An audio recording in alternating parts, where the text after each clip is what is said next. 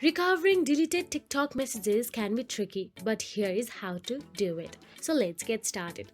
First of all, open TikTok and log into your TikTok account. Once done, simply tap on the profile icon at the bottom right corner of your screen and navigate to your profile. Now, once you are in your profile, tap on the three dashboard option available in the top right corner of your screen, then tap on the settings and privacy. Inside settings and privacy, look for the account option available there and tap on it. Once you tap on the account, you will get to see download your data option available there. Simply tap on it again. After you tap on the download your data, you will be navigated to the option where you can select your information. Simply tap on the select your information.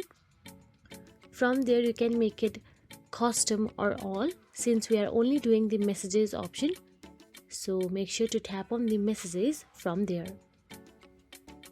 First of all, tap